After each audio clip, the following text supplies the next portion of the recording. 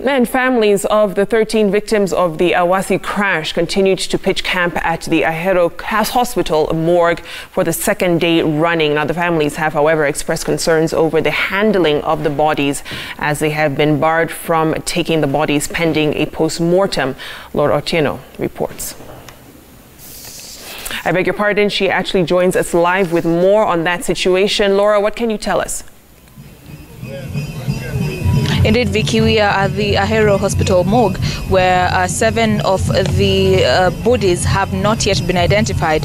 We have spoken to the Red Cross officials who are manning the tracing desk, and they have confirmed that 6 bodies so far have been positively identified, and so far they're waiting for the kin of the 7 bodies remaining to be positively identified. But then there are certain matters that are arising here, Vicky. As you have rightly put it, families have been pitching camp here for 2 days, and so far they're telling us that they have been requested to pay a fee of 10,000 shillings for the post-mortem exercise, for which they've been told that they cannot collect the bodies until the post-mortem exercise is concluded. But then remember their concerns, because there is a health worker strike here in Kisumu County, so it's not clear exactly who will be conducting the post-mortem once the affected families have paid the 10,000 shillings, which is the post-mortem fee. But then there are other additional charges which the families tell us that they have been requested to pay 2,000 shillings for a treatment of the bodies and 300 shillings for every night that the bodies have spent at this particular morgue. So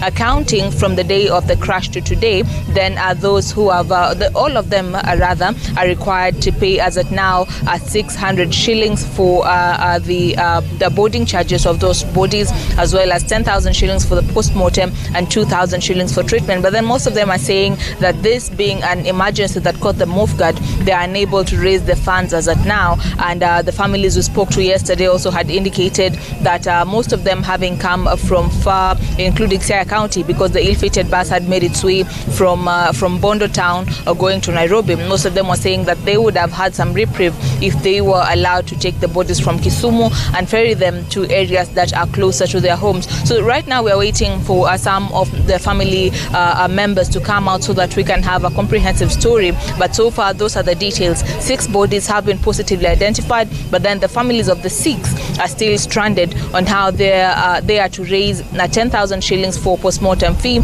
2,000 shillings for the treatment body, and other additional charges that come that they're required to pay before they are cleared to take the bodies. So of course, we are waiting to see. Remember, there was a health worker strike where only doctors were on strike, but as of today morning, the other health workers, including nurses and clinical officers, have also joined in the strike. So far there is total health paralysis within Kisumu County, and therefore it's not clear exactly who will be conducting the post-mortem exercise, whether the officials or those manning this facility will be looking to hire the services of private pathologists to carry out that post-mortem.